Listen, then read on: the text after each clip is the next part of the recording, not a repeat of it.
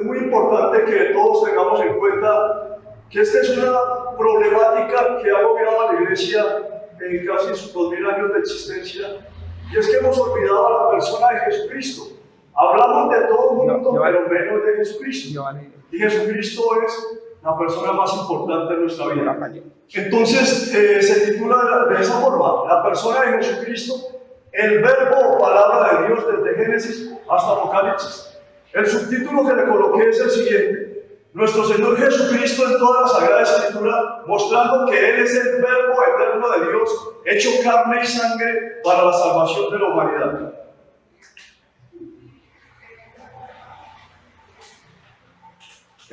Tengo una nota que quise resaltar acá, y por favor, prestémosle atención, porque se está enseñando de una forma muy diferente.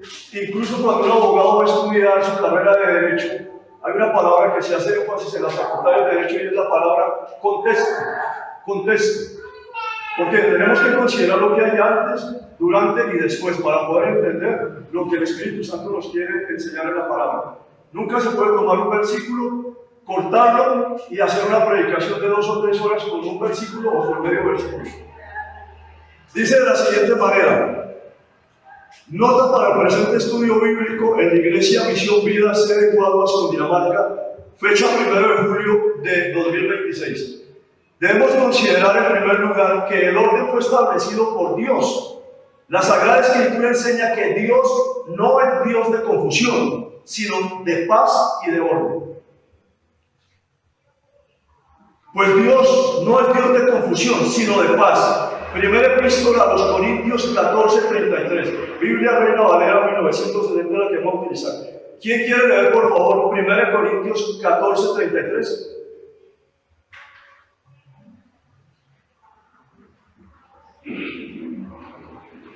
Pues Dios no es Dios de confusión, sino de paz, como en todas las iglesias de los santos. Vuestras mujeres callen en las congregaciones, porque no les es permitido hablar, sino que estén sujetas como también la ley lo dice. Y bueno, solo hasta ahí, hermano, para no prestar a otro tema. Gracias, hermano. Bueno, ¿por qué resaltamos esto? Porque si estamos hablando de que Dios es el Dios único y verdadero, el Dios de Israel, que creó el orden, debemos seguir y ceñirnos en ese orden que Él nos indica para que todos podamos comprenderlo. ¿Bien? Entonces, vamos de la siguiente manera. Este principio debe gobernar también nuestros estudios de las Sagradas Escrituras. Por ello, es indispensable interpretar cada pasaje. Debemos seguir de manera ordenada, responsable y dentro de su contexto.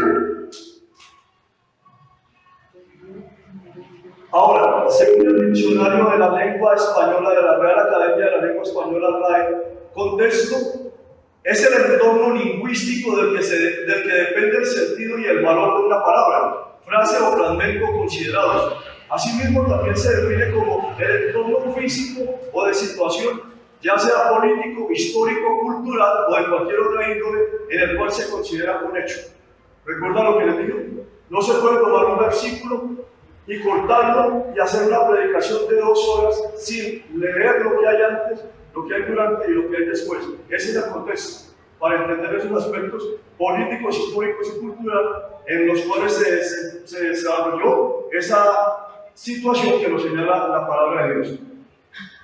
Aplicado al estudio bíblico, esto significa que ningún versículo debe de interpretarse de forma aislada. Todo pasaje debe examinarse considerando el contexto inmediato, los versículos que lo rodean, antes, durante y después. El contexto del capítulo, del libro, el propósito del autor inspirado, el momento histórico y finalmente la armonía de toda la revelación de Dios contenida en las Escrituras.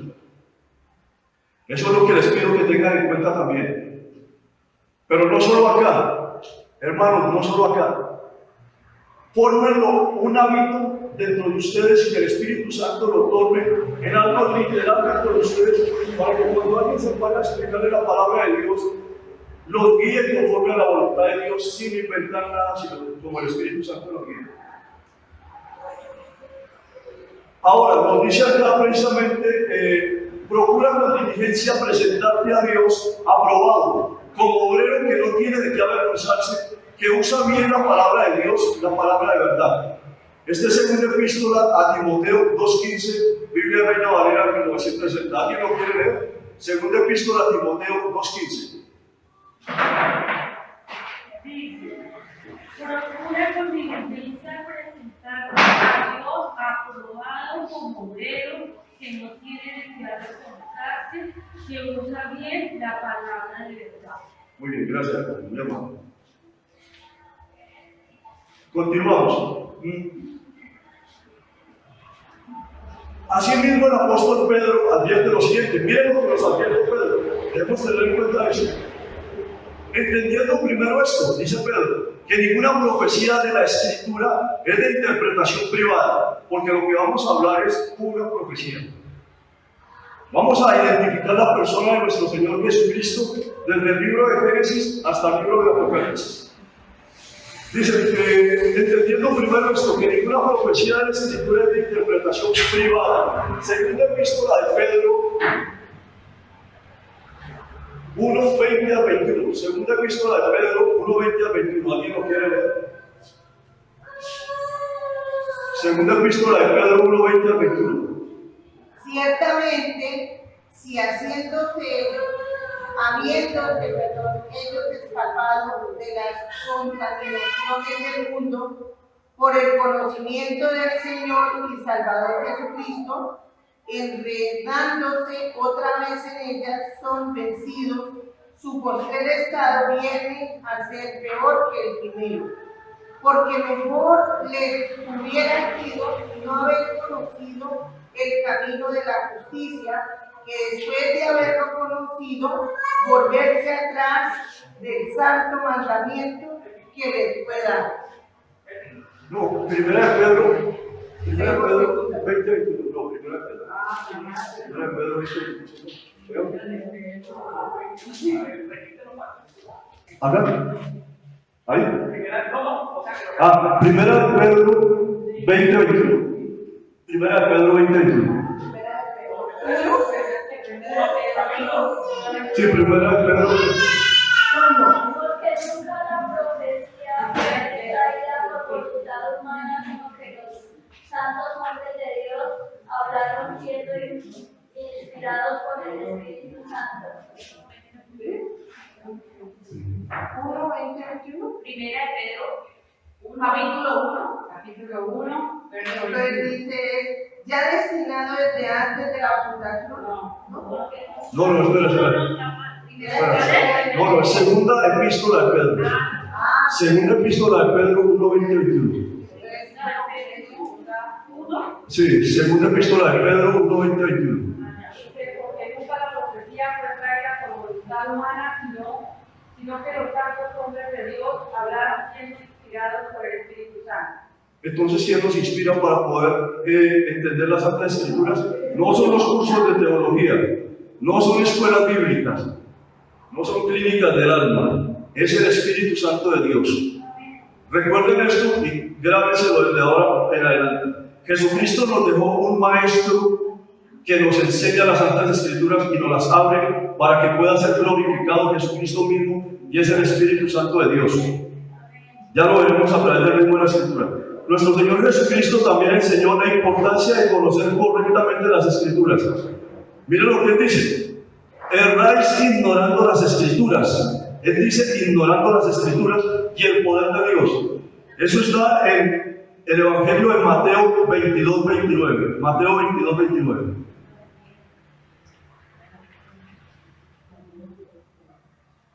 ¿Cuándo erramos? Cuando ignoramos las Escrituras. Mucha gente se mata todo el tiempo diciendo: Señor, lléname, hazme crecer espiritualmente, Pero ¿cómo va a crecer espiritualmente si nunca estudia las Santas Escrituras? Nunca va a poder crecer espiritualmente si no estudia las Santas Escrituras. Jesús dice: erráis ignorando las Escrituras y el poder de Dios. Evangelio de Mateo 20, 22, 29.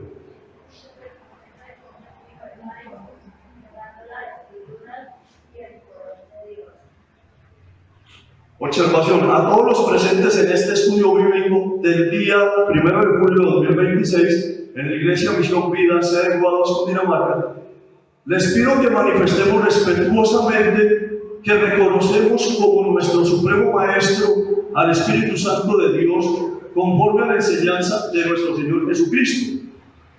El mismo Señor declaró que el Espíritu Santo enseñaría y guiaría a sus discípulos, porque yo he hecho de esto la regla de mi vida en la vida cristiana. Yo soy sincero y no miento. El Señor sabe que no miento. No me interesan cursos, ni me interesan diplomados, conferencias, nada. A mí me interesan las Santas Escrituras, porque mi Maestro es el Espíritu Santo, y aquí mismo Jesucristo nos lo dice. Evangelio de Juan 14:26. Juan 14:26.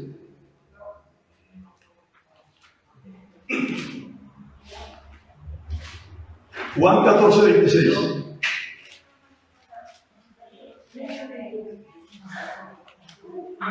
Mas el Consolador, el Espíritu Santo, a quien el Padre enviará en mi nombre, os enseñará todas las cosas y os recordará todo lo que yo os he dicho.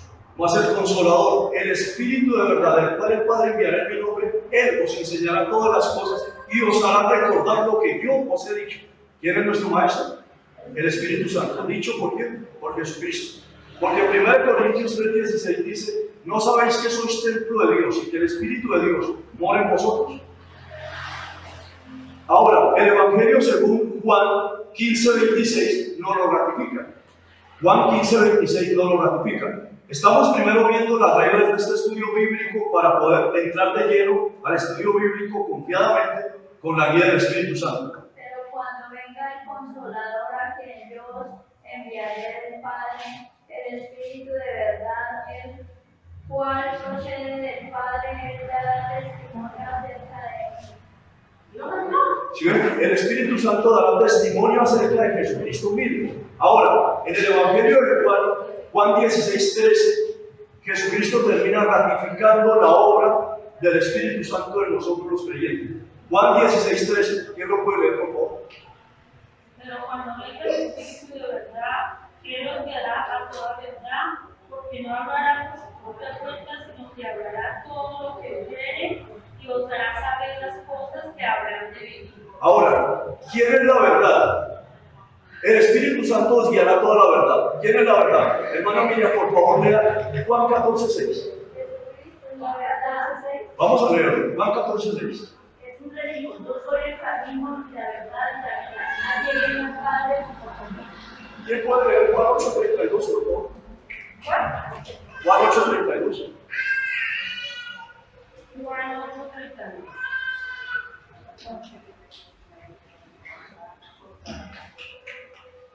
Y conoceréis la verdad, y la verdad os hará libre. O sea que ¿quién es la verdad? Jesucristo. O sea que ¿qué nos hace libres?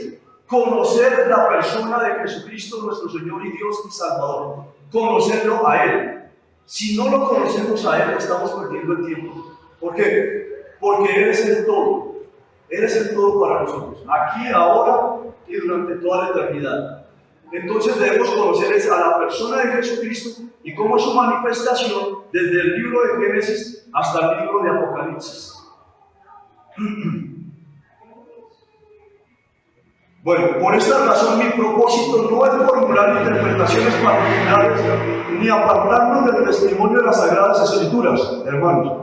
Al contrario, buscamos estudiar cada pasaje con reverencia, oración y dependencia de la dirección del Espíritu Santo, quien inspiró la palabra de Dios y continúa guiando a la iglesia a comprenderla correctamente siempre, respetando el contexto de cada texto y la armonía de toda la revelación bíblica. Un texto, dice, sin contexto es un pretexto para hacer un nuevo texto. Debemos tener cuidado con eso. Bueno, a continuación les voy a presentar la secuencia bíblica de la siguiente manera. Primero, profecía en el Antiguo Testamento. Voy a tomarlo a título enunciativo primero, luego lo iremos desarrollando gradualmente, con su participación, ¿no? Por eso les pido que todos tengan Biblia en mano. Hermana, por favor, ¿Azul? sí, para que se unan ahí con la palabra. Bueno, Bien, la secuencia bíblica es la siguiente. Primero, profecía en el Antiguo Testamento. Presentar el pasaje profético, eso es lo que nos proponemos. Explicar el contexto histórico. Identificar el aspecto mesiánico. Segundo, cumplimiento en el Nuevo Testamento. Mostrar el pasaje donde se cumple. Explicar cómo los autores del Nuevo Testamento identifican ese cumplimiento en Jesucristo nuestro Señor. Vamos haciendo el recorrido del Antiguo Testamento, lo que se habla de Jesucristo nuestro Señor. Llegamos al Nuevo Testamento, donde ratifica con la palabra de Dios que se cumplió en él efectivamente las profecías que anunciaban su llegada. Tercero, análisis. Explicar el significado de la profecía y su cumplimiento. Destacar qué revela acerca de la persona y misión de Jesucristo en las Santas Escrituras.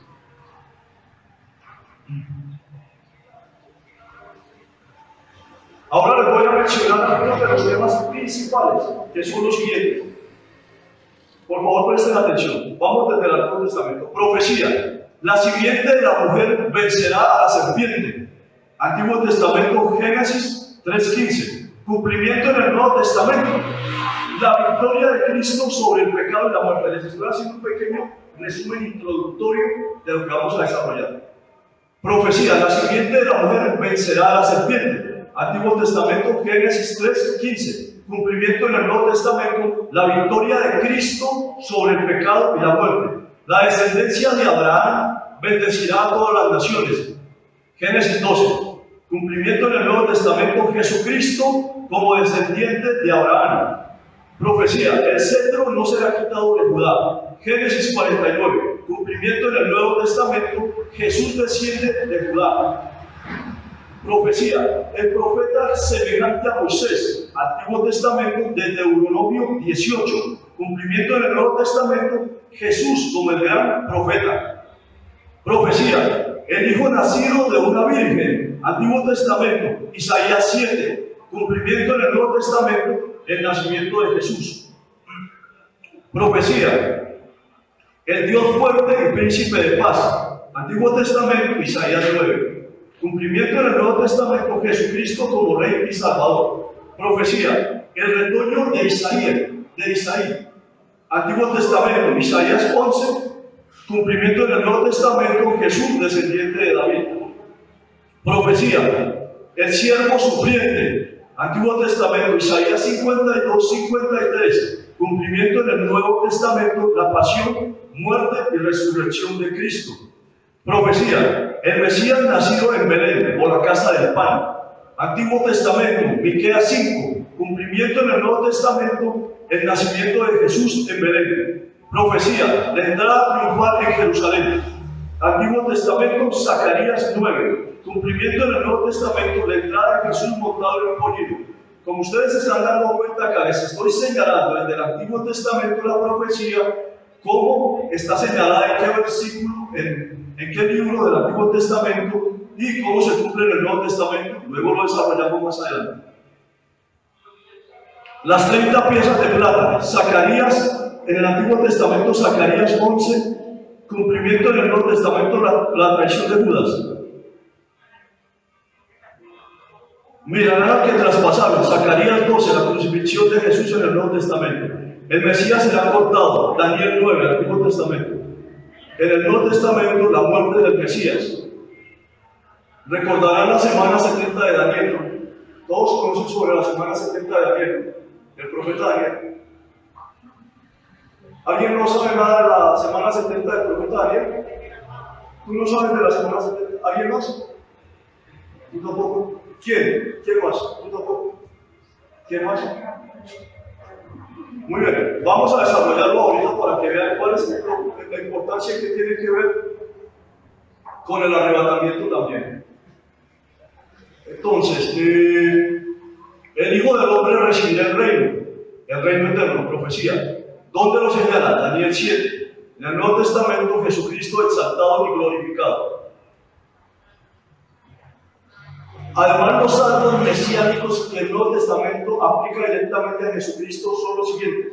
Vamos ahora con el libro de los Salmos. Salmo 2, Salmo 16, Salmo 22, Salmo 40, Salmo 45, Salmo 69, Salmo 72, Salmo 89, Salmo 110, Salmo 118. El tiempo es muy corto para en una hora desarrollar un estudio que requiere quizás un mes. Entonces toca irlo mencionando de esta manera. El estudio no se limita a unas pocas profecías, sino que reúne todas las principales profecías mesiánicas en la Biblia. ¿Qué Biblia estoy utilizando? La Reina Valera de 1960, que es la más fiel al original griego en Textus Receptus. No me despego nunca de esa versión, ni me despegaré. Hasta el día que el Señor me dé la vida sobre esta tierra, seguiré estudiando la Biblia Reina Valera de 1960. O las que están de para atrás, pero Reina Valera. La referencia en el Antiguo Testamento ya la conocemos, la referencia correspondiente del Nuevo Testamento ya lo señalamos, la explicación del cumplimiento de Jesucristo también. Desde el Génesis hasta el Apocalipsis, la revelación es progresiva. ¿De quién? De la persona de nuestro Señor Jesucristo como el Mesías prometido.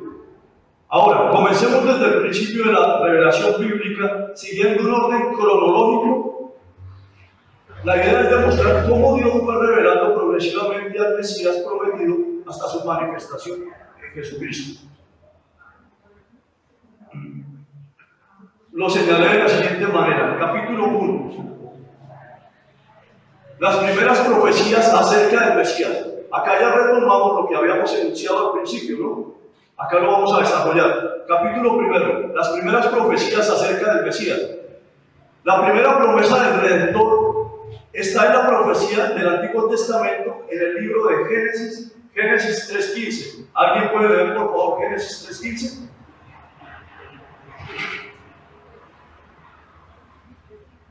¿O Jehová? Y pondré enemistad entre ti y la mujer, y entre tu simiente y la simiente tuya. Esta te herirá en la cabeza y tú le herirás en el calcañar. Génesis 3.15 nos refiere a lo siguiente, que después de la caída de Adán y Eva, Dios pronunció juicio sobre la serpiente y anunció la primera promesa de redención. Este versículo es conocido por muchos estudiosos como el protoevangelio, ¿sí? Es decir, el primer anuncio que se hizo del evangelio. Allí es donde nuestro Señor Jesucristo nos enseña qué es lo que sucede con la caída del ser humano y cómo se presenta el plan de redención, de salvación a través de él. También allí podemos ver plasmada la parábola del sembrador, la parábola del trigo y la cizaña, la parábola de las 10 vírgenes. Esto nos habla de la iglesia y claramente nos muestra esa lucha espiritual entre el bien y el mal, entre los hijos de Satanás y los hijos del Cordero, los hijos de Jesucristo nuestro Señor. El Génesis 3.15 es el punto de partida precisamente para el plan de salvación. Esta profecía se anuncia nada menos que 4 verdades fundamentales. Primera, existirá una enemistad permanente entre la serpiente y la humanidad redimida. ¿Quién es la humanidad redimida? Todos nosotros. ¿Redimidos por qué? Por la sangre del Cordero. Somos pecadores redimidos por la sangre del Cordero. Segundo, vendrá una descendencia especial de la mujer. ¿Cuál es esa descendencia? Jesucristo, nosotros. Esa descendencia derrotará definitivamente ¿a quién? A Satanás. Aquel, el Redentor, sufrirá heridas en su calcañar. Este es el calcañar, no el talón. Obtendría la victoria. Esta te herirá en la cabeza. ¿Cuándo se cumplió eso? Cuando Jesucristo subió a la cruz. Cuando Él venció a Satanás en la cruz. Cumplimiento de Jesucristo. El Nuevo Testamento presenta a Jesucristo como esa descendencia prometida.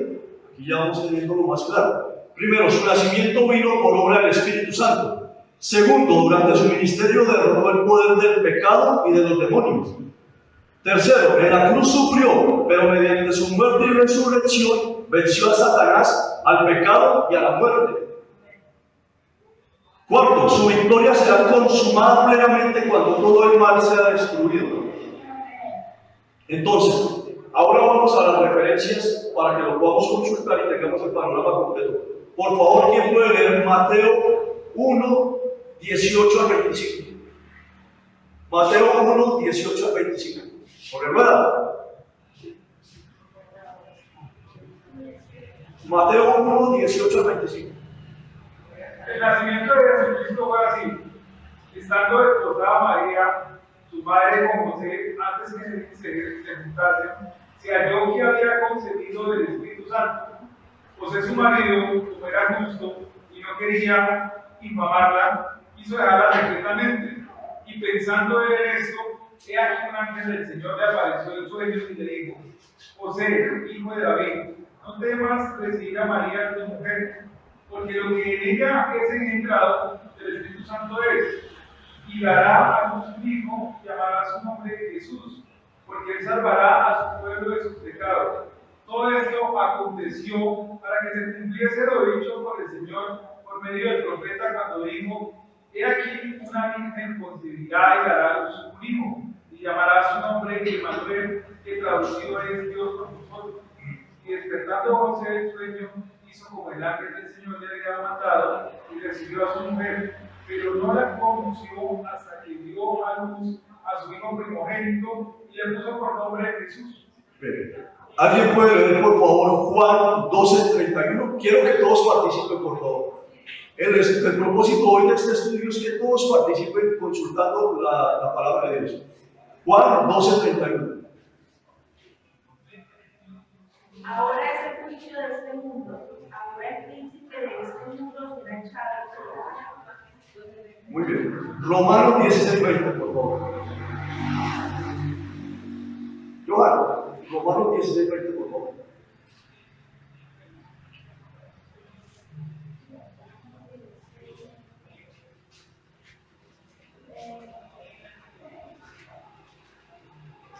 El Dios de paz aplastará en breve a Satanás para favor de Dios, y descansarse en Jesucristo sea con nosotros. Muy bien. Hebreos 2:14-15.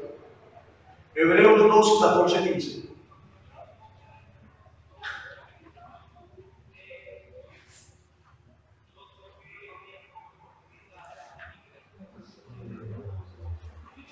Hebreos 2:14-15.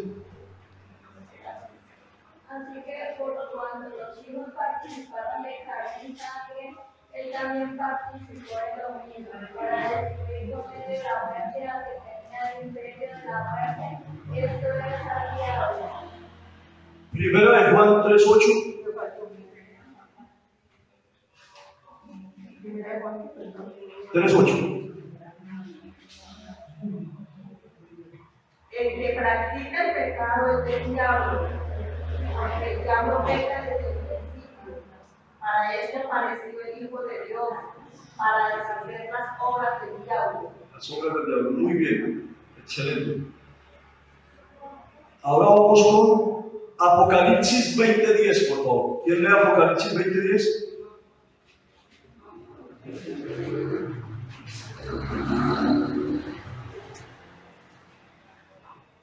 Y el diablo que los engañaba fue lanzado en el lago de fuego y azufre, donde estaba la bestia y el falso profeta, y serán atormentados día y noche por los siglos de los siglos. ¿De qué estamos hablando? De la victoria de nuestro Señor Jesucristo y de la iglesia sobre Satanás, sus huestes de maldad, sus hijos e hijas y sus obras, ¿no? Es la destrucción total de Satanás. Acá, como vemos, aparece ya el lago de fuego y azufre, que es el destino final del anticristo, el falso profeta, Satanás y todos los seres humanos que rechazaron a Jesucristo. Cuando ustedes escuchen en la palabra de Dios que se habla de dos grupos, uno, los moradores del cielo. ¿Quiénes son los moradores del cielo? Nosotros, ustedes. Ustedes son los moradores del cielo. ¿Quiénes son los moradores de la tierra? Los que rechazaron a Jesucristo como Señor y Dios. Los moradores del cielo seremos arrebatados. Los habitantes de la tierra vivirán la ira del Cordero, los 21 juicios que vendrán, la marca de la bestia y demás. Bueno, esta enseñanza es fundamental. Desde el primer libro de la Biblia, Dios reveló que la salvación no sería producto del esfuerzo humano, sino de la obra del Mesías prometido. Por favor, no le robemos la gloria a Jesucristo nuestro Señor. Nosotros somos insignificantes. Todas nuestras justicias son trapos de inmundicia delante de Él. Entonces no nos vanagloriemos ni nos creamos nadie. Somos pecadores. La gloria y la honra de Jesucristo nuestro Señor Dios. Él es el Salvador. Su obra en la cruz, su muerte y resurrección es suficiente. Yo no tengo que hacer nada para ayudar a la obra de Jesucristo. Él ya lo hizo todo. Consumado es.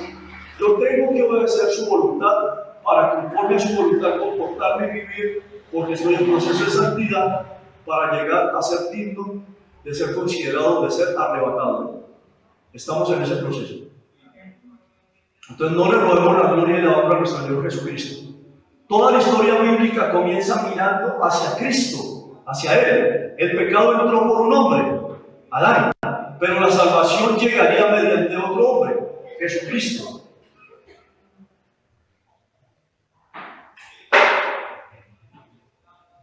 El segundo punto lo nombré de la siguiente manera: la promesa hecha a Abraham. Profecía. Génesis 12, 1, 3, por favor. ¿Quién lee Génesis 12, 1, 3? Génesis 12, 1, 3. Y dijo Dios sea la luz y fue la luz. 12.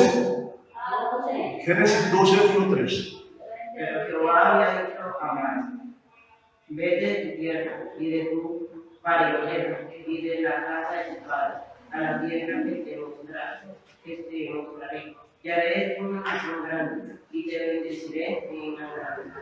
Bendecirá tu nombre, y serás bendición.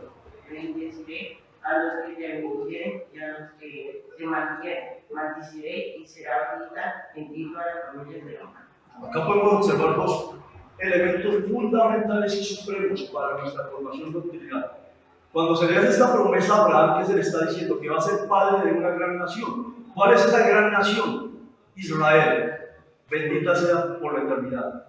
Israel. Pero también eres padre de los gentiles. Por eso nosotros alcanzamos esa promesa a través de la desobediencia de Israel, ¿no? Pero tengan en cuenta algo muy importante, y esto siempre lo repito y no cesaré de repetirlo. Cuidado con nuestra boca.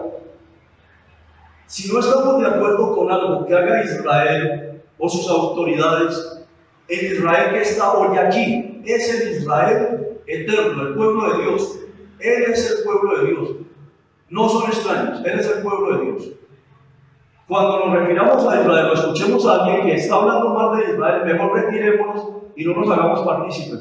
¿Por qué? Vemos lo que está pasando hoy en muchas partes del mundo que se atrevieron a maldecir a Israel y están sufriendo las consecuencias. Haití casi es borrado. Ahora, lo que pasó en Venezuela. Ahora, lo que le pasó al senador turco que maldijo a Israel, dio 2 pasos y cayó y luego murió en la clínica.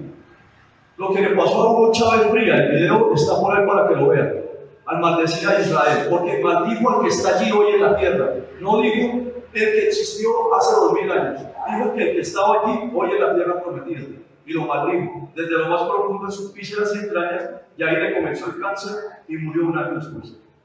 Por eso miren lo que dice: bendeciré a los que te bendijeren, y a los que te maldijeren maldeciré, y serán benditas en ti todas las familias de la tierra. Donde hay un judío hay progreso, hay inteligencia, hay sabiduría.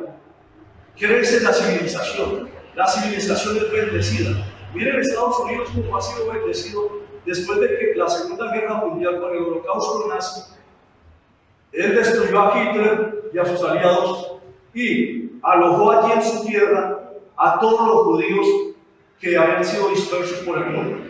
Y miren cómo el Señor levantó esta sociedad norteamericana hasta el día de hoy. Entonces, por favor, tengamos cuidado con eso. La palabra de Dios no es un juego. Si queremos bendición, bendigamos a Israel, porque eso dice el Salmo 122 también. Orad por la paz de Jerusalén. Sean prosperados todos los que te bendicen.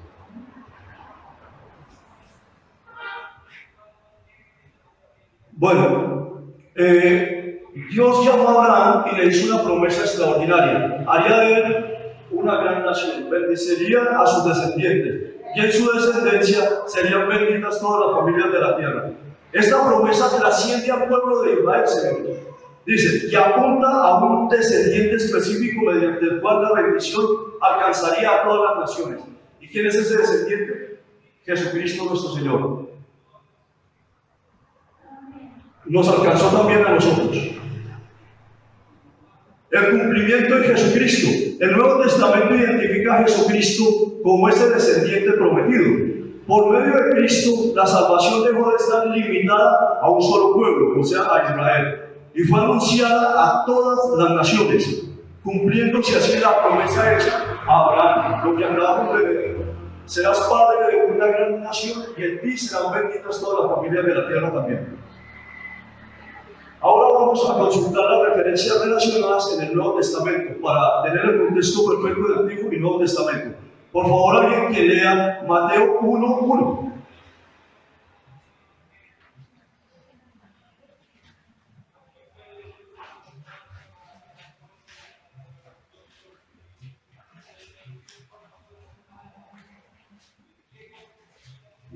Libro de la genealogía de Jesucristo, hijo de David, hijo de Abraham. Sí.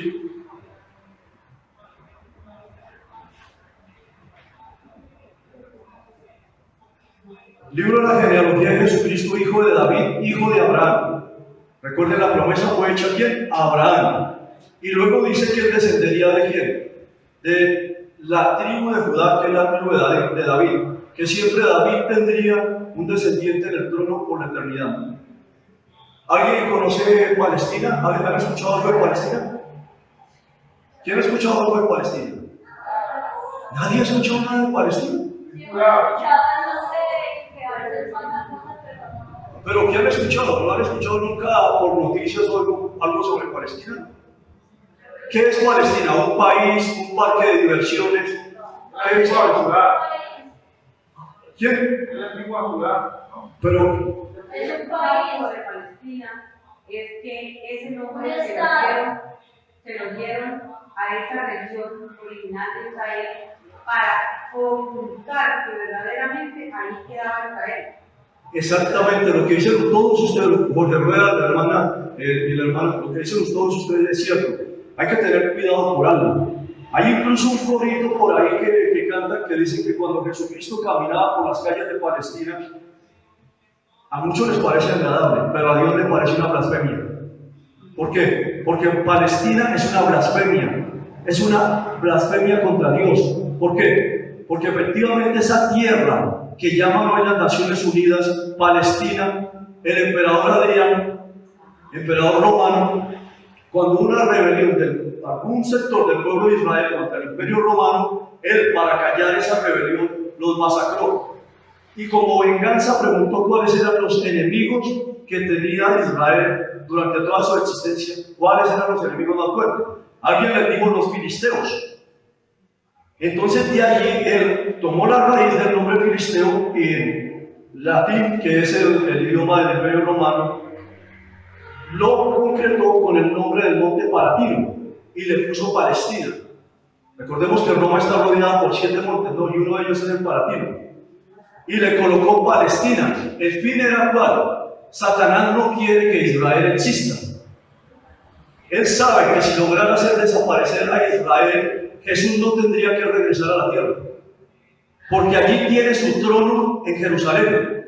En Jerusalén, dice Isaías, está el trono del Rey de Reyes y Señor de Señores.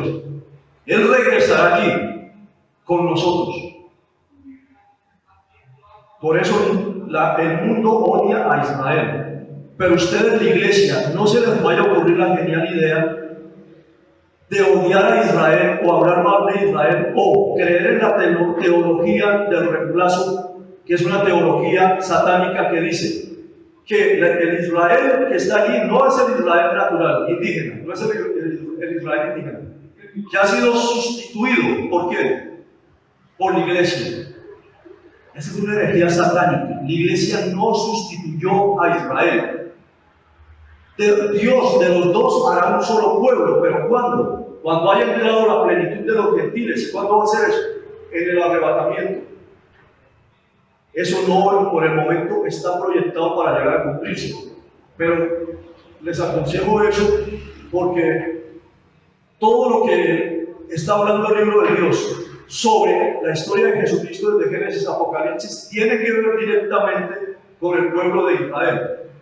Jesucristo en los días de su carne, ¿de qué nacionalidad era? ¿Colombiano, peruano, alemán, francés?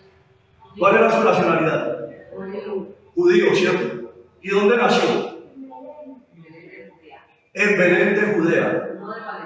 No de Palestina, señores. Belén de Judea, la casa del pan. ¿Por qué Dios la llamó la casa del pan? Porque Jesús es el pan de vida. Por eso la llamó la casa del pan. Bueno, ya dejando eso claro, entonces tenemos acá libro de la genealogía de Jesucristo, Mateo 1:1, que se refiere a la genealogía que viene desde donde, desde Abraham, luego a través de David hasta María, ¿no? Lucas 3:34, por favor, ¿quién lee Lucas 3:34?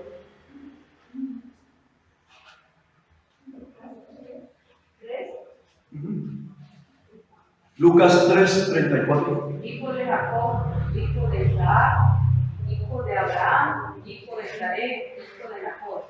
Exacto. Ahí nos muestra la genealogía de dónde viene nuestro Señor Jesucristo. Taré, padre de Abraham, ¿no?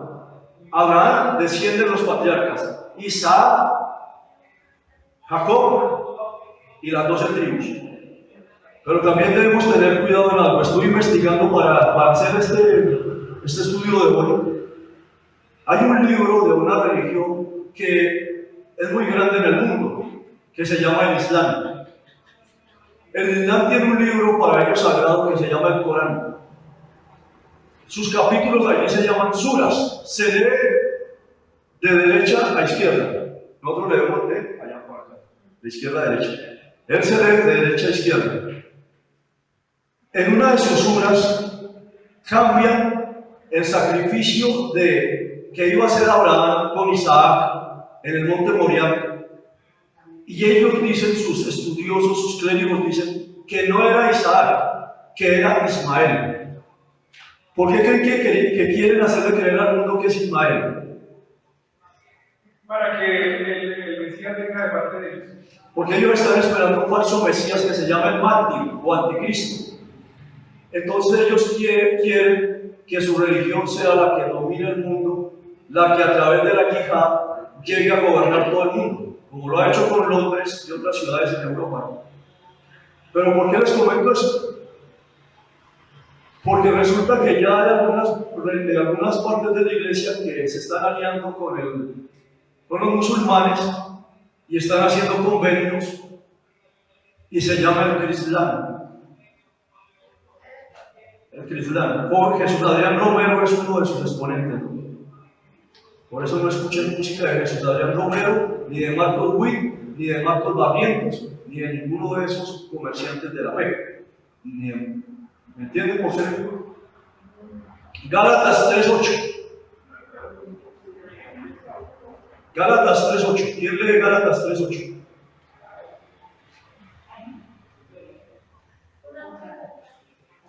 Con razón, en el Islam no llaman Dios ni Jesucristo, sino que lo llaman Allah. Sí, ahí vemos que lo que tú mencionas es algo que se conocía en la antigua Mesopotamia como el dios o señor de las moscas, que es Satanás. Pero luego, después de que ya Jesucristo funda la iglesia, aparecen unos años después, no recuerdo cuántos, el famoso Islam, un ángel que le revela a un borracho y mujeriego pedófilo, que era iletrado, un libro sagrado llamado el Corán.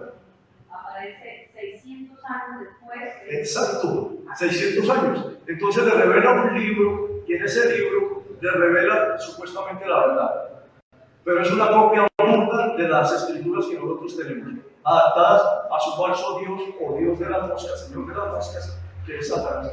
Satanás ha tomado muchos nombres a través de la historia de la humanidad. Se ha llamado Nimrod, se ha llamado Tamuz, se ha llamado Astarte, Astarot, Semiramis, Belcebú, Señor de las moscas, Zeus, Hércules, todos esos nombres falsos, ficticios, que solo buscan alejar al ser humano del nombre de Jesucristo nuestro Señor. ¿Alguien puede leer Gálatas 3:8? Y la Escritura, previendo que Dios había de justificar por la fe a los gentiles, dio de antemano la buena nueva a Abraham, diciendo: en ti serán benditas todas las naciones. Lo que ratificamos de Génesis 12:3. Gálatas 3:16.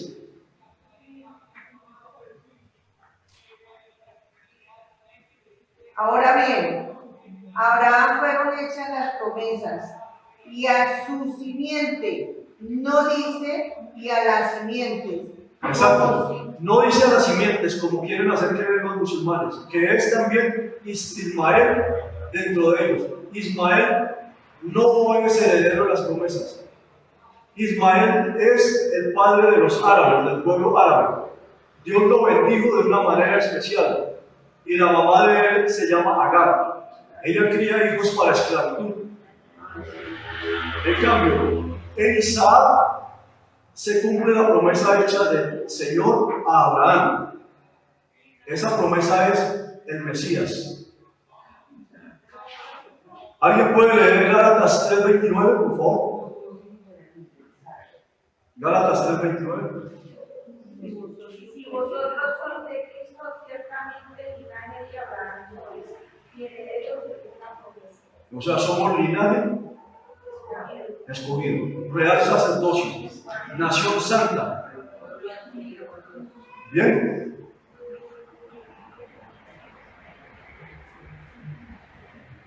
Otra de las enseñanzas fundamentales es: Jesucristo es el cumplimiento de la promesa hecha a Abraham. En él, en Jesucristo, Dios abrió el camino de la salvación tanto para judíos como para gentiles. Recordemos que la iglesia, por eso les digo, cuidado con lo que se habla de Israel, porque recordemos que el Señor siempre hace énfasis, mucho énfasis en que dice que la iglesia está constituida primeramente por judíos y segundo por gentiles. ¿Pero cómo es eso? Claro, judíos que recibieron a Jesucristo como Señor y Dios pasaron a ser parte de la iglesia. Por eso dice al judío primeramente, luego al gentil. Los gentiles somos nosotros.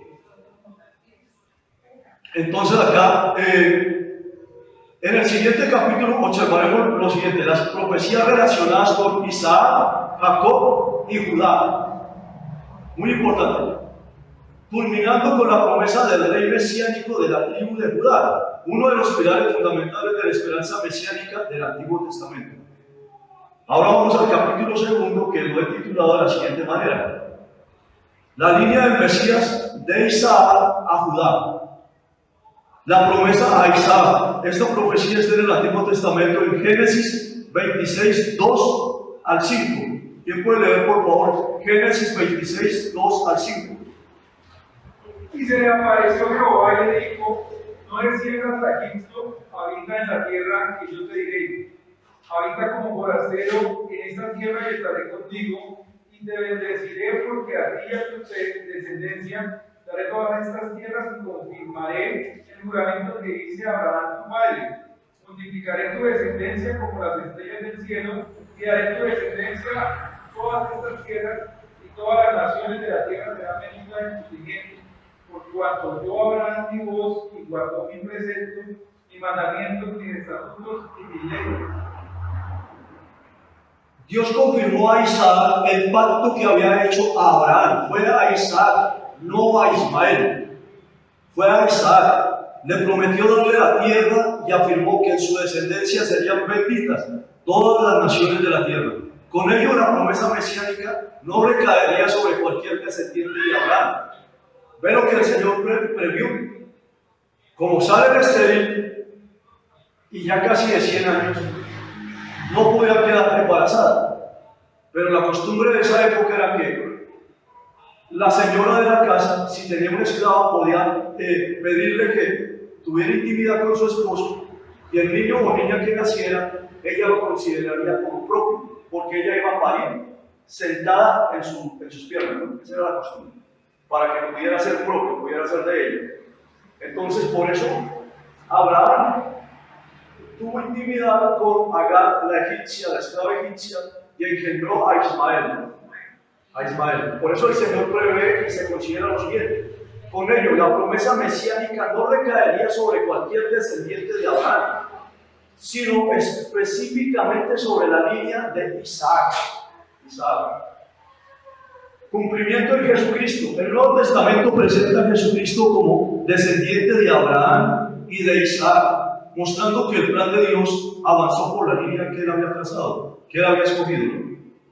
Por eso hablamos de que Dios creó el orden. Dios no es Dios de confusión. Referencias: Mateo 1:2. Otra vez vamos al linaje.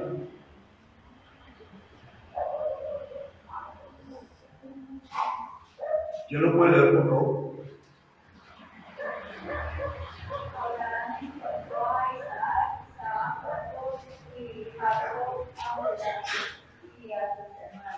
Exacto, ahí vemos la línea correcta. Abraham engendra a Isaac, Isaac engendra a Jacob, y Jacob a Judá y a sus hermanos. ¿Cuáles son sus hermanos?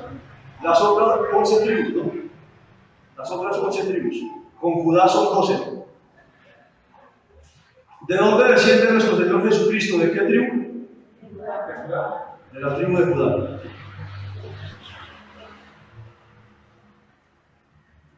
Ahora vamos acá a Lucas 3:34. Por favor, ¿quién puede leer Lucas 3:34?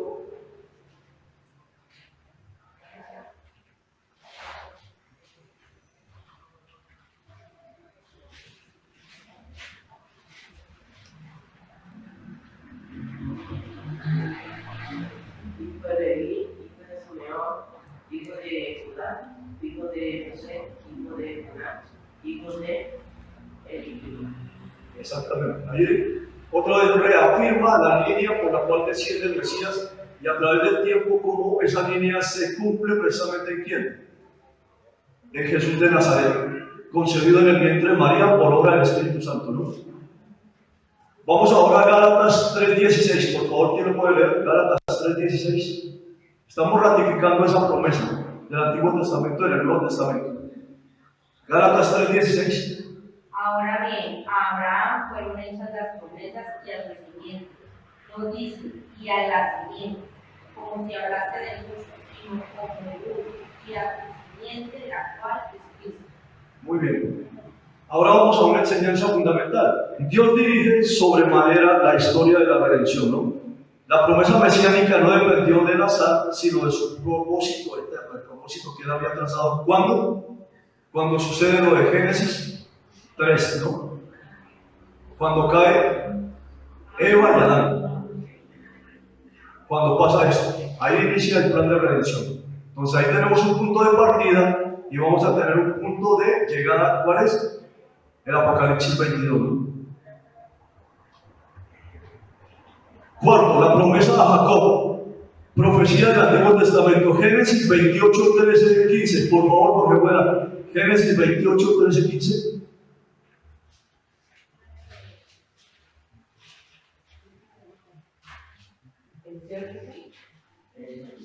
Y aquí Jehová estaba en lo alto de ella, el cual dijo: Yo soy Jehová, el Dios de Abraham, tu padre, y el Dios de Isaac. La tierra en que estás acostado te daré a ti y a tu descendencia. Será tu descendencia como el polvo de la tierra, te extenderás al occidente, al oriente, al norte y al sur. Y todas las familias de la tierra serán benditas en ti y en tu simiente. He aquí yo estoy contigo y te guardaré por donde quiera que fueres, y volveré a traerte a esta tierra, porque no te dejaré hasta que haya hecho lo que te he dicho. ¿Ven por qué en este momento en la Tierra Santa los que odian a Israel desde la ONU y aún gente del común que uno queda asombrado, todos atacan a Israel y lo señalan de estar cometiendo un genocidio y de estar robándose la tierra, cuando en verdad los que se robaron la tierra fueron el Imperio Romano, luego los británicos, el Imperio Turco, luego los británicos, luego la ONU, y esto va a continuar hasta el final. ¿Ustedes saben por qué viene la ira del Cordero sobre la tierra? Precisamente una de las causas. Lo dice el libro de Zacarías 12. Una de las causas, ¿cuál es? Porque repartieron mi tierra, dice el Señor. Porque repartieron mi tierra. ¿Qué es lo que están tratando de hacer ahorita? Robarse la tribu de Judá, la tierra de la tribu de Judá, y crear un país independiente allí. Porque saben que si atacan a Israel y lo dividen, creen que lo van a poder destruir. Cuando el Señor dice que Israel es eterno.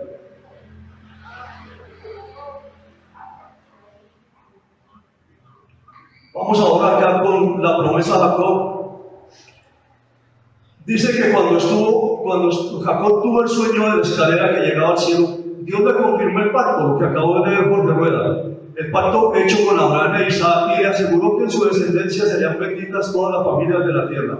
El linaje del Mesías continuó ahora por ¿cuál línea? Por la línea de Jacob, ¿no? Dice, cumplimiento en Jesucristo. Los evangelios muestran que Jesús pertenece a la descendencia de Jacob, heredando las promesas del pacto.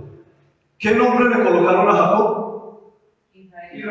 Israel. Muy bien. ¿Y qué significa Israel? ¿Alguien sabe? Muy bien. Hermano, bienvenido.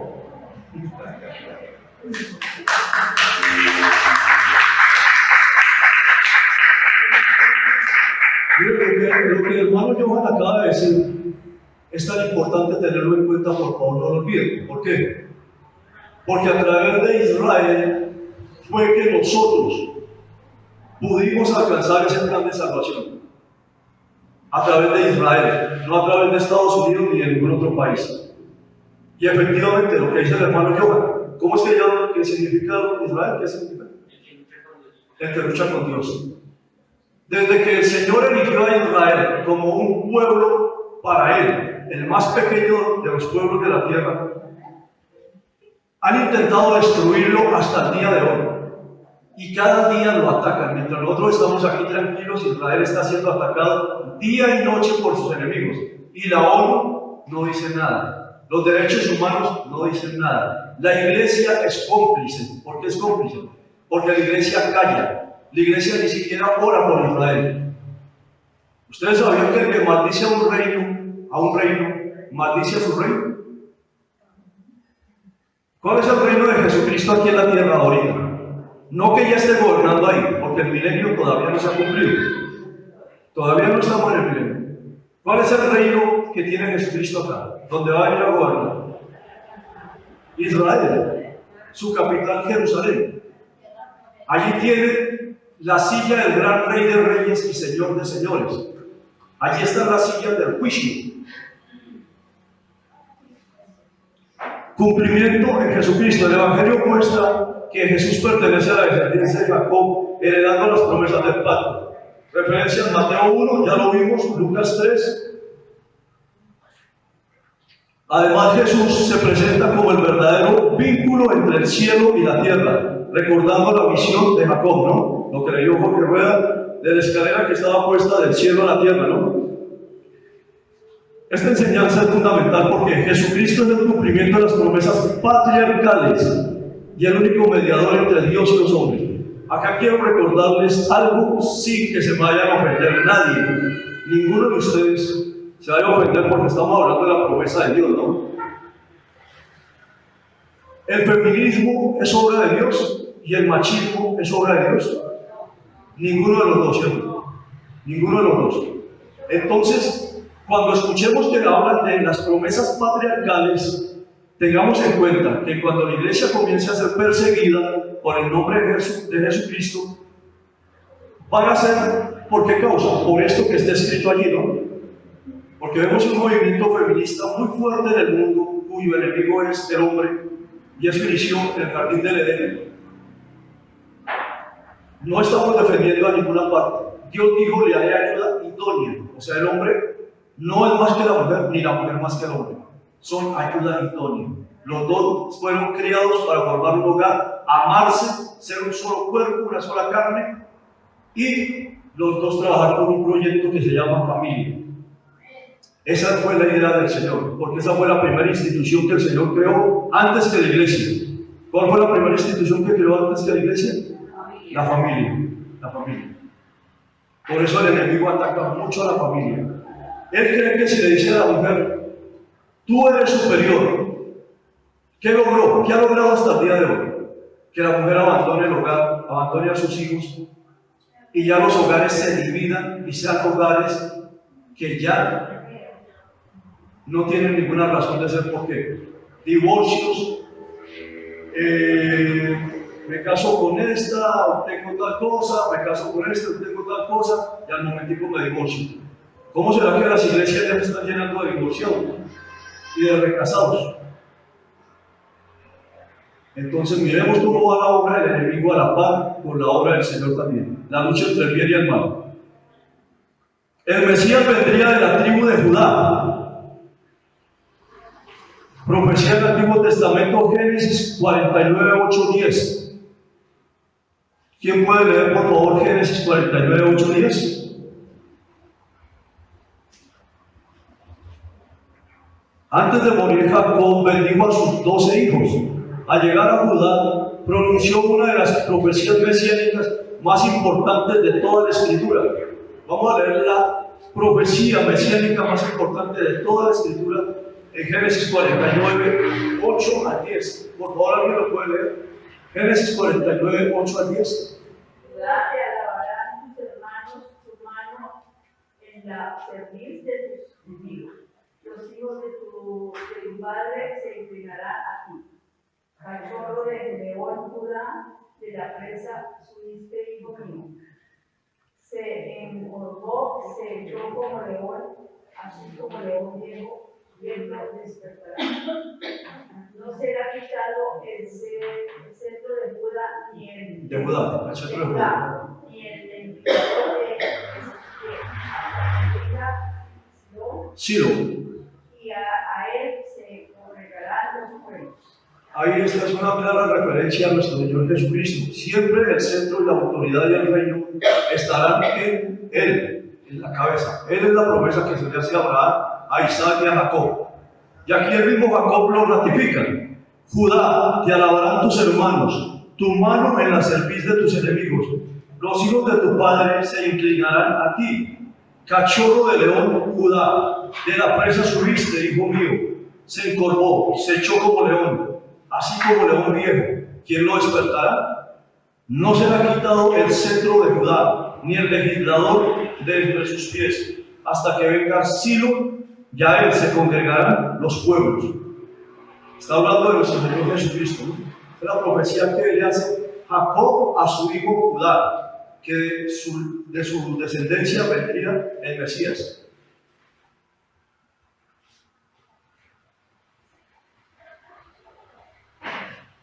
El cumplimiento se dio en Jesucristo nuestro Señor. El Nuevo Testamento declara expresamente que Jesucristo pertenece a la tribu de Judá. ¿Cuáles son las referencias? Mateo 1, 2, 3, ya lo leímos. Lucas 3, 33, ¿alguien quiere leer por favor Lucas 3, 33?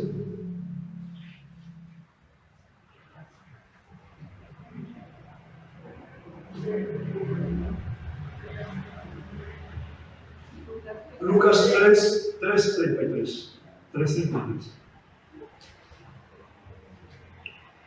Hijo de Aminadab, hijo de Anán, hijo de Esrom, hijo de Fares, hijo de Judá. Hebreos 7, 14, por favor.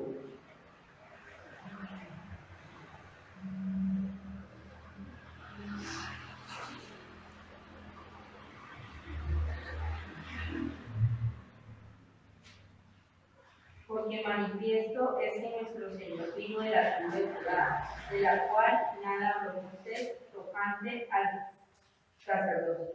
Muy bien, ahí nos está haciendo una aclaración muy importante que debemos tener en cuenta y es el paso del Antiguo Testamento al Nuevo Testamento, del Antiguo Pacto al Nuevo Pacto. Cuando los sacerdotes de Leví estaban encargados de oficiar los servicios del templo conforme a la ley de Moisés, ¿cierto? Pero ahora en el Nuevo Pacto es nuestro Señor Jesucristo, el gran sumo sacerdote del mismo orden de Melquisedec, quien está delante del trono eterno, ante el trono de la gracia, presentando su sangre preciosa por todos y cada uno de nosotros, ¿no? Ahora ese es el nuevo pacto, es en la sangre de Jesucristo nuestro Señor. Ya no es el sacrificio de animales, ni en lavamientos de los artículos que van a utilizar, lavamientos de las manos, nada de eso. Ahora es en la sangre de Jesucristo nuestro Señor. Apocalipsis 5, ¿quién lo puede leer, por favor? Apocalipsis 5:5. Y uno de los ancianos me dijo: no llores, he aquí que el león de la tribu de Judá, la raíz de David, ha vencido para abrir el libro y desatar bienes de Dios. Como vemos ahí, confirma la línea de donde proviene nuestro Señor Jesucristo, desde Jacob, Judá, hasta cuando es engendrado en el vientre de María. Toda esa línea ha recorrido para concretar el plan de salvación. Jesús es presentado como el león de la tribu de Judá, no de Palestina. No de Palestina, por favor tengan en cuenta eso, porque resulta que de esto así parece una tontería. ¿Sí saben que de eso daremos cuenta? Por despreciar la obra del Señor. Si el Señor va a derramar su ira sobre la tierra, porque la ONU está repartiendo la tierra de Israel, Él también le reclamará a la gente. ¿Por qué? Porque estuvieron de acuerdo que su tribu fuera llamada Judá, fuera llamada Palestina. Nosotros debemos manifestar claramente nuestra oposición a eso.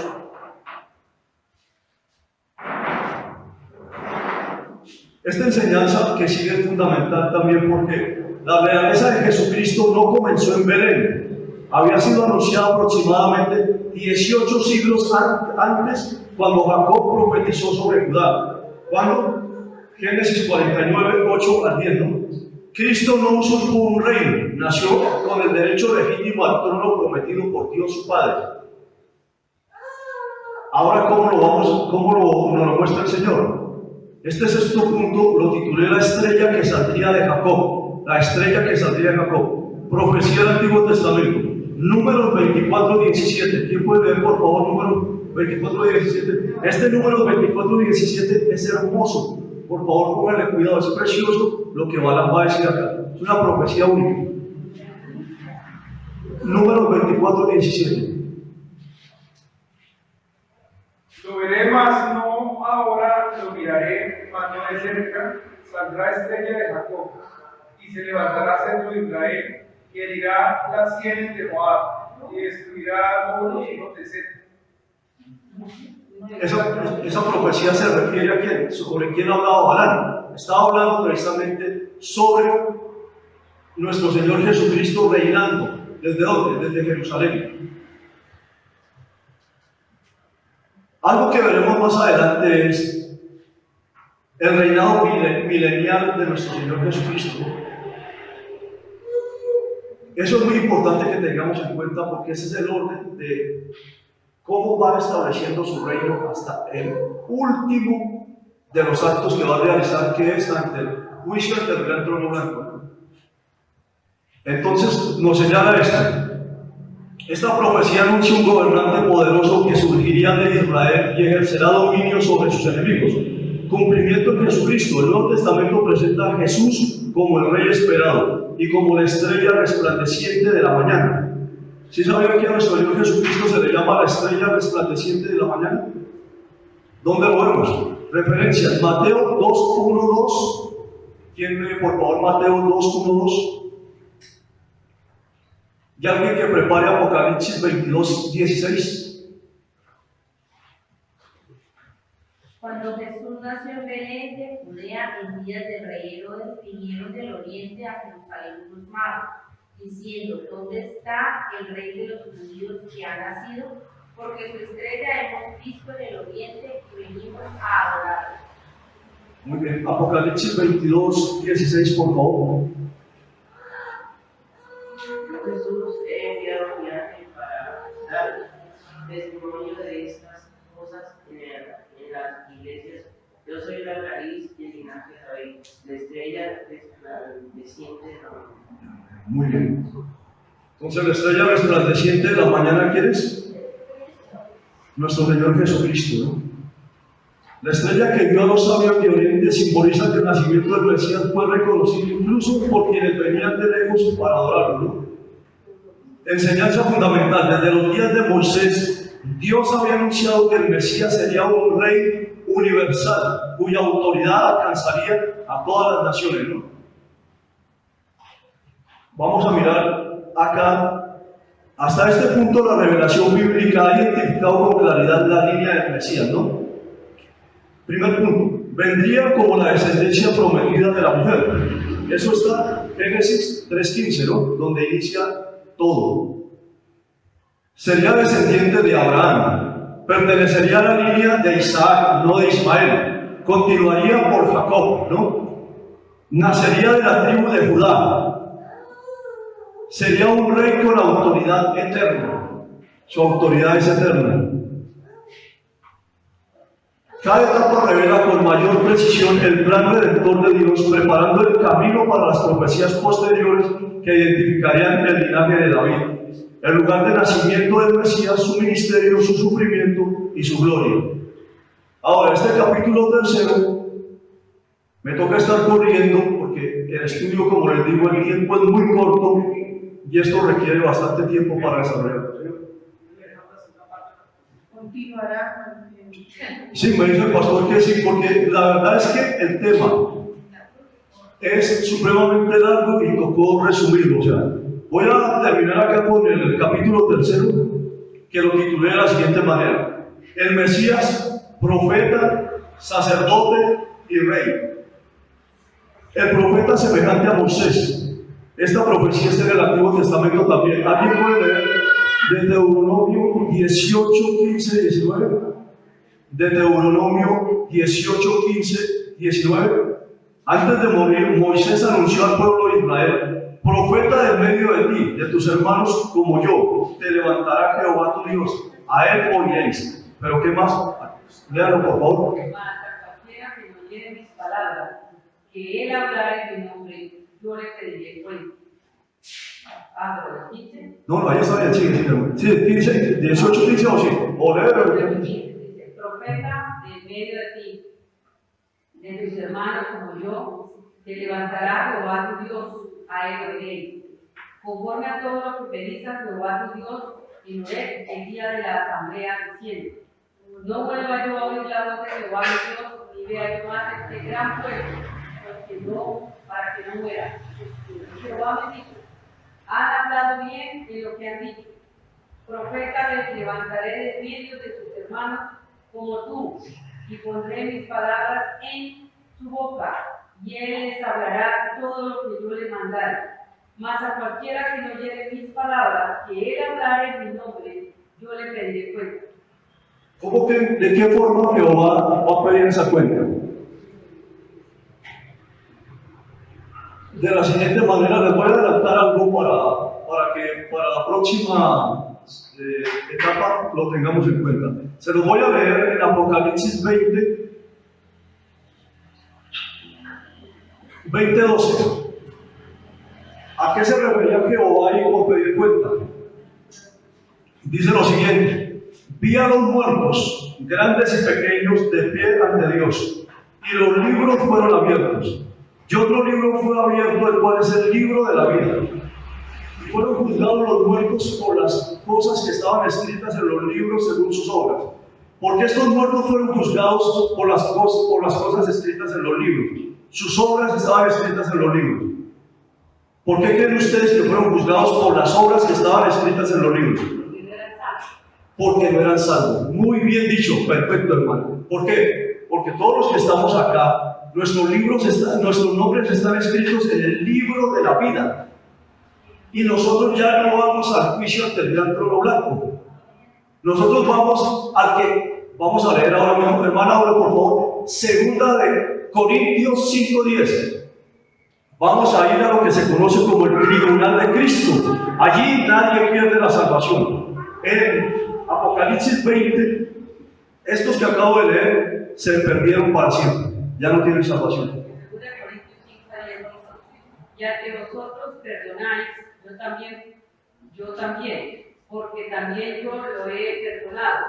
Si algo he perdonado, por vosotros lo he hecho en presencia de Cristo. Segunda de Corintios 5:10. No, es 2 Corintios 5:10, hermano. Porque es necesario que todos nosotros comparezcamos ante el tribunal de Cristo, para que cada uno reciba según lo que haya hecho, mientras está en el cuerpo, sea bueno o malo. ¿Quiénes son esos nosotros? La iglesia. Pablo se refiere a la iglesia. Entonces, cuando sucede el arrebatamiento, nosotros vamos a pasar por unas etapas en el reino de los cielos, ¿no? ¿Cuál es la primera etapa? El tribunal de Cristo, donde se va a juzgar lo bueno o lo malo que hayamos hecho estando en este cuerpo. Porque el Señor necesita también juzgarnos. Y donde vamos a recibir las recompensas, sea por lo bueno y las pérdidas por lo malo. Pero todos somos salvos allí.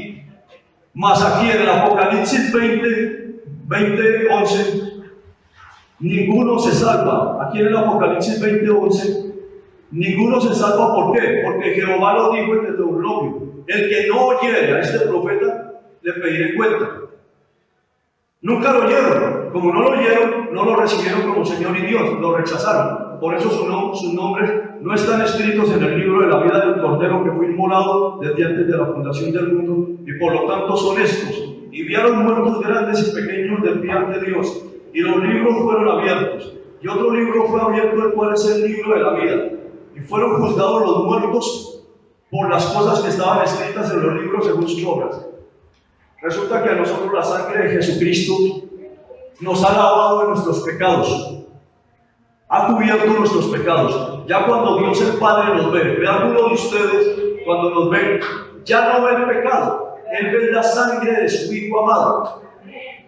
Por eso ante Dios el Señor, Jehová, olemos a vida. La palabra de Dios dice que ante su nariz somos grato olor a vida, porque Jesucristo vive. Porque lo hemos recibido como Señor y Dios, somos grato olor a vida. Pero los que no lo han recibido como Señor y Dios, ante su nariz huelen a muerte. Son muertos vivientes. Son personas que caminan por la tierra, pero están muertos y no saben que están muertos. Eso no me lo estoy inventando. Y además la iglesia tiene una vestidura blanca, que son la gracia de Dios. Y esas son las vestiduras que la palabra de Dios dice que la iglesia se va con un vestido blanco, sin mancha y sin arruga. Entonces la iglesia ya se va vestida.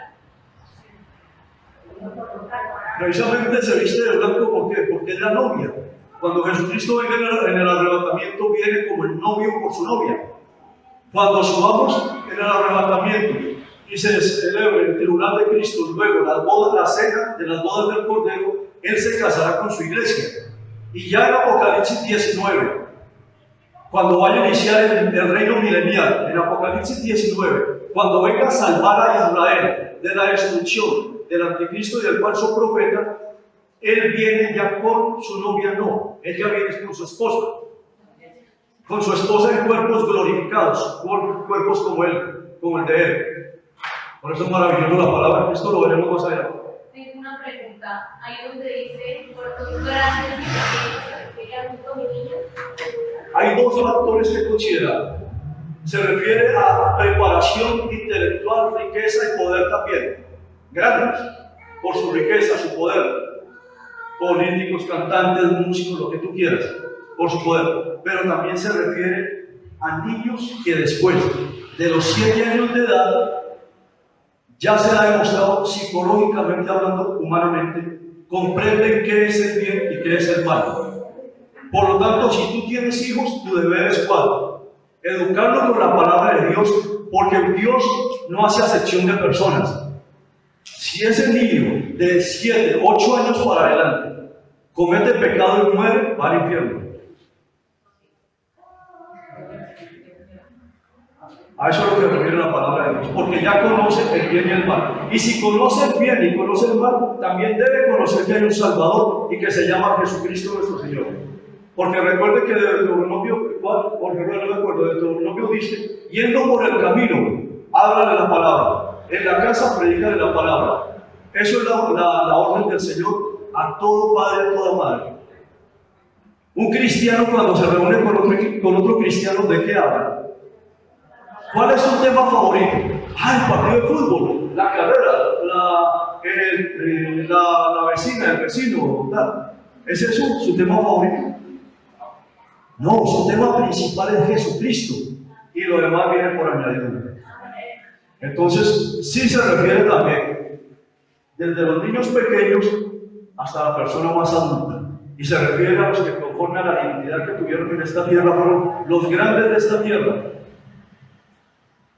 Gobernadores, presidentes, reyes, sacerdotes, pastores, hermanos, o sea. Y qué pena, tengo otra pregunta ahí del 13.